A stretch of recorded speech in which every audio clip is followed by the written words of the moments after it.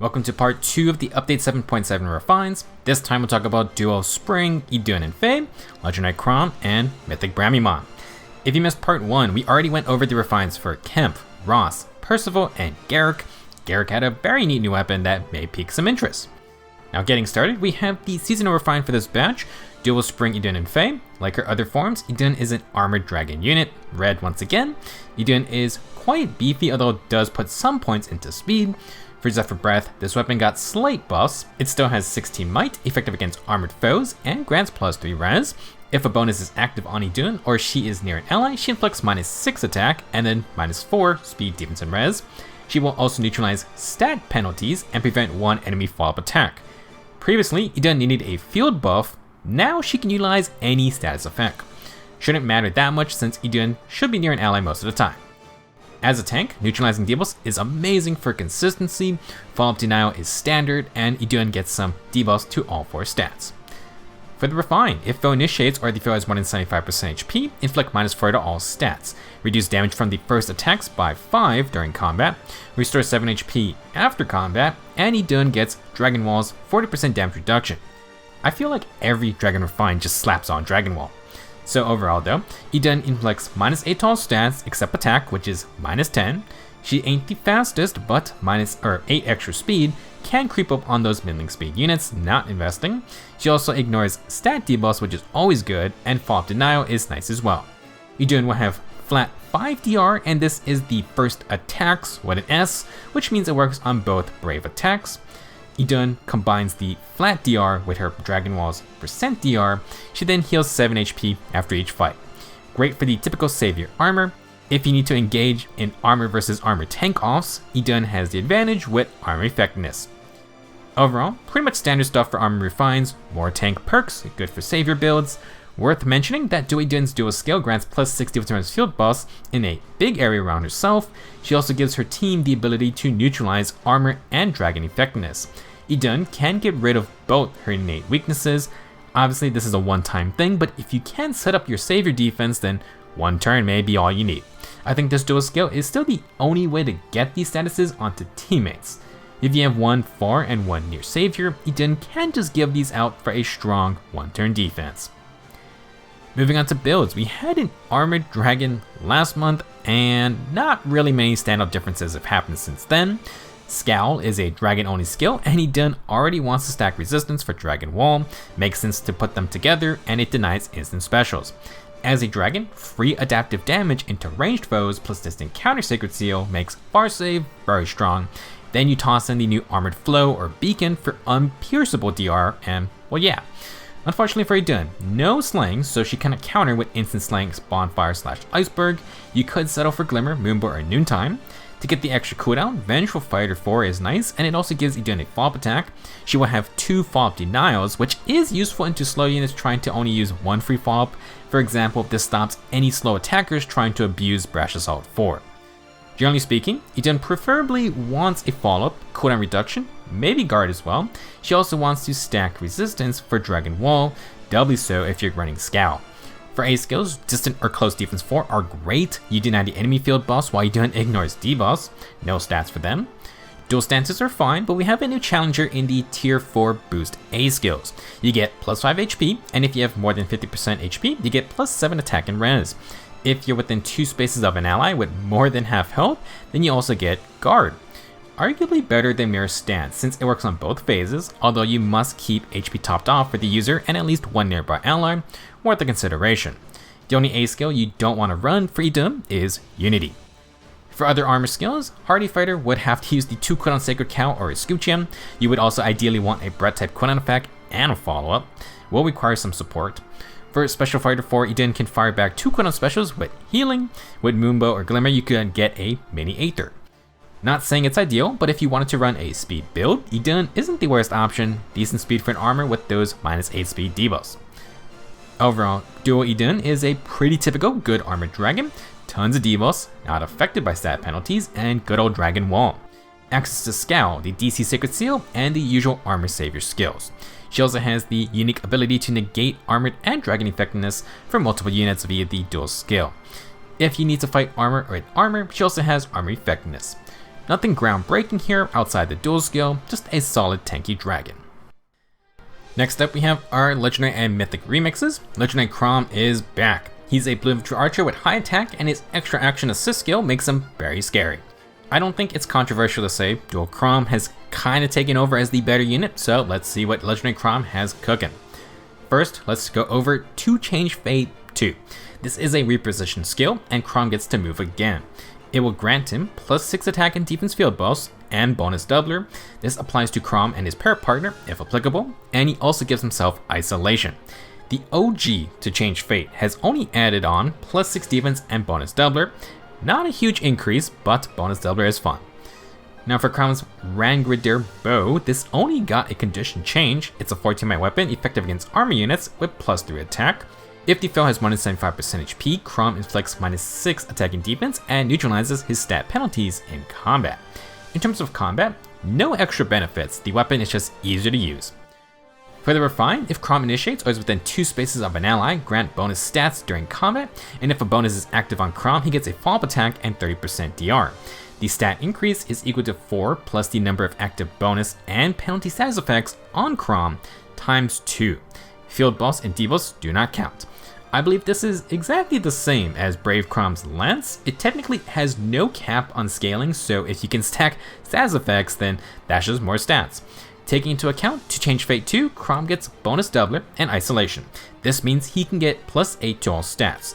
You then got the -6 attack and defense debuffs, and Chrom has the +6 attack and defense field buffs with bonus doubler. Quickly adds up. He also now gets a free follow-up like Duo Chrom, and for safety, 30% DR for one hit is pretty good. Generally speaking, Legendary Chrom is just boosting his own power. Duo Chrom is so busted because cooldown reduction for any teammate without fighting is too good. Legendary gains a ton of stats with bonus doubler, 30% DR, and a follow-up. That's pretty much it. Nothing very fancy with the exception of scaling stats the more statuses you give Chrom. With a good team, you can get some impressive bonuses. For example, this Chrom gets 2 statuses himself, Asker can give 2 statuses, Garrick with his new refine gives 2 statuses, 6 status effects times 2 is +12, then +4 base to get +16 to all stats. For builds and playstyles, this refine just makes Legendary Chrom a better combative unit, so he'll continue doing these same things. His base kit of close counter and low attack and defense are fine if you want to fight anyone, now that Chrom has extra stats. For his remix, Chrom will get Blue Feud, which is okay, but obviously that is matchup dependent. Use it if you need to counter certain blue threats or supports. In terms of new skills, Legendary Chrom can't just pre-charge Deadeye like his dual counterpart, so that makes DR piercing maybe inconsistent. Even with Time's Pulse, you need 2 actions or more if guard is in play. Instead of worrying about one big burst, you could run physical no follow. I keep on mentioning it, but that's just because DR is everywhere. Sadly, it is now gone unless you get a random Ascended Fur. While it's only half DR piercing, at least into army units, Chrom gets the effective multiplier. For the speed build enthusiasts, this refine with physical no follow is actually pretty good. You can run remote spare for more speed, and it's another 30% TR to stack with the weapon. I would say Chrom can be fast enough to outspeed tanks without full speed investment, but there is not an attack and defense remote A skill, nor an attack and defense finish for A skill, so that kind of just leaves you with speed or res. Speed is fun to stat check non-pure speedsters though, and might be annoying for enemy phase as well. For example, if you were to run guard 4, you can get 30% DR 2 times for both phases. Chrom still can run no follow-up as a Sacred Seal. Another B skill is obviously Special Spiral. If you can't get Deadeye going, then 2 cooldown specials can still hurt, and it still gives Chrom one-shot burst for later fights. Speaking of burst, Brash Assault 4, kind of a meme with 2 follow-up attacks, but it also gives 30% DR with the reflect damage. If you would rather try to go for Deadeye, then tempo skills might be useful. That might be substituted in for guard as well. While Chrom does not buff his ally with the Change Fate, Link B skills may still be useful for extra stats on both units, ideally speed and res Link for full bonus doubler buffing. If Snag B skills can get an upgrade, surely Link 4 skills aren't out of the question. For other skills, an interesting build could be Hexblade with Oath 4. There is no speed and res Oath 4 sadly, but this combo would give the Hexblade status and the Warp status. That's another +4 stats thanks to the refine. Tier 4 smokes also bring status effects. For pure stat chaos, Panic Smoke 4 is fantastic. You're going to get Foe Penalty Doubler. Attack Smoke 4 gives a Fall Denial status with those buffs and debuffs. Overall, Legendary Chrom got a decent refine. He can get a lot of extra stats while retaining his high attack power and that army effectiveness. On your team, the extra action gives more freedom for tactics, and when facing Chrom, he can be tough to lock down.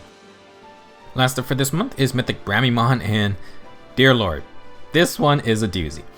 Bramimond is a colorless infantry mage with high attack. They are a defensive dark mythic, so this update gave them a ton of combat power. Starting with Impenetrable Dark's remix. The devs maybe have given up on the plus notation. This is now called Impenetrable Void, so make sure you got the right one equipped. During combat, disable all skills not only foe in combat, inflict -5 to all stats on the foe, and reduce %DR skills by 50%. Decent, simple upgrade. I won't have to talk about magic on the follow because Brammy gets that half DR piercing effect built in. Now moving on to the Void Tome refine. Oh boy. The base effect is the same, but there's a lot going on here. The theme for Bramimond is that they copy or mirror the enemy. The stronger the enemy is, the stronger Brammy gets as well. There is a whopping 6 different conditions with 6 effects on this weapon. I'll number them out. With that said, Void Tome is a 14 might weapon with +3 attack. Number 1, if the foe has more than 50 flat attack or an active penalty, then Brammy gets +5 attack, defense, and res. Number 2, if the foe has more than 35 flat speed or an active penalty, then Brammy gets a follow-up attack. For the new refine upgrade. Number 3, if the foe has more than half health, Brammy gets +4 to all stats.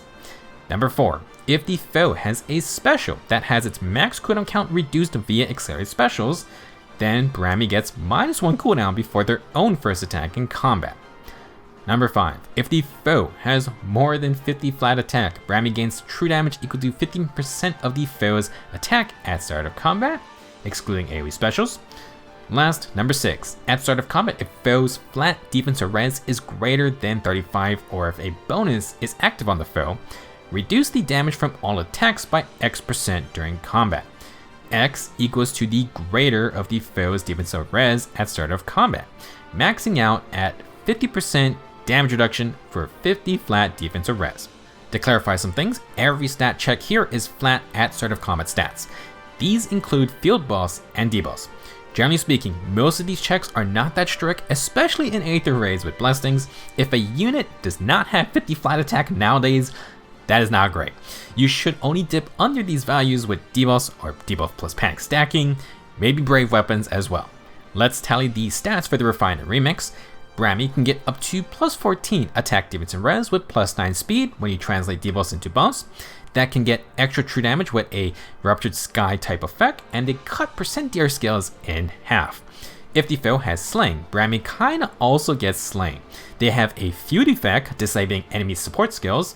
Last, for the damage reduction, if the foe has more than 35 defense or res, Brammy gets that same amount in %DR.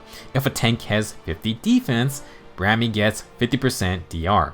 For the enemies with less than 35 defense or res, like the squishy attackers, if they have a field buff or just a bonus status, then Brammy still gets damage reduction. For example, if they have an attack buff, but they only have 20 defense, Bramimond gets 20% damage reduction still.